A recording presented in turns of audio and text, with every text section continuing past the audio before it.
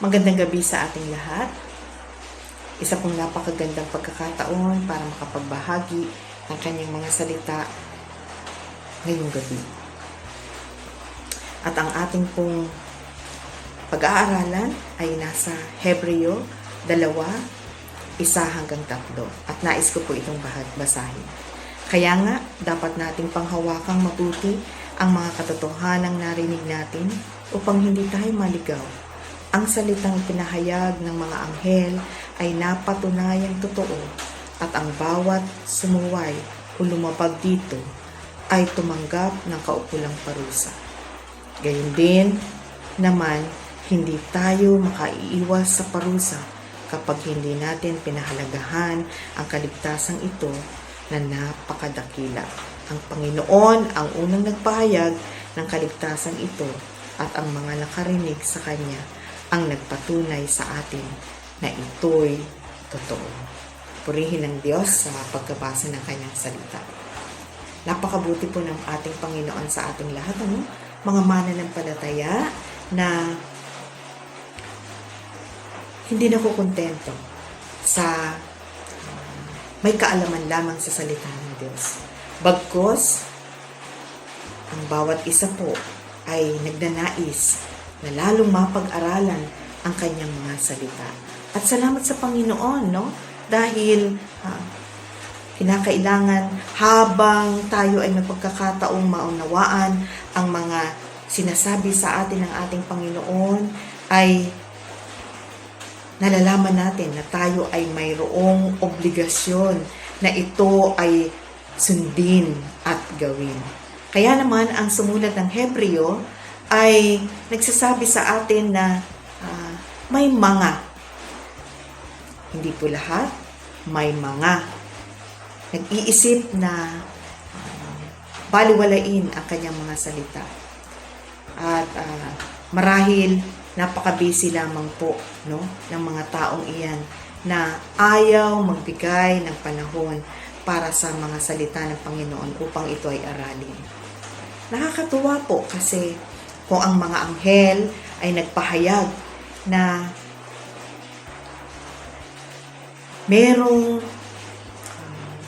kaligtasan sa pamamagitan ng salita ng Diyos, di mas lalong mas may kapangyarihan ang ating Panginoon na siyang nagbigay ng mabuting balita para sa ating lahat, na tayo ay mayroong kaligtasan sa pamamagitan ng kanyang pagpunta dito sa ating mundo. Kaya mga mananampalataya, mga nakarinig na ng salita ng Diyos, at hindi dapat tayo lumayo sa Panginoon, bagkus tayo po ay patuloy na mag-aral ng kanyang mga salita. Lagyan po natin ng aksyon ang mga salita ng Diyos na alam na natin kailangan natin gawin. Dahil kung hindi po, at tayo po ay maaring tatalikod sa kanyang mga kautusan na hindi po maganda. Pagkos tayong mga anak ng Diyos ay dapat nagpapatuloy sa pamamagitan ng pag-aaral ng kanyang mga salita. Hindi na dapat natin baliwalain ang kanyang mga salita, ang kanyang mga utos sa atin, upang hindi po tayo makasama doon sa parurusahan dahil binigyan na tayo ng Panginoon ng mga babala. Huwag nating kalimutan, tayo ay ligtas. Tayo ay naligtas at tayo ay iniligtas ng ating Panginoon. Wala po tayong karapatan na baliwalain ang kanyang mga salita. Kinakailangan nating aralin ito upang lumalim tayo sa ating pananampalataya sa Kanya. Kaya naman, hinahabilinan tayo ni Apostol Pablo sa pamagitan ng Roma 12:2 At sinasabi po sa atin na huwag tayong umayon sa takbo ng mundong ito. Mag-iba na kayo at magbago ng isip upang mabatid ninyo ang kalooban ng Diyos. Kung ano ang mabuti, nakakalugod sa Kanya at talagang ganap.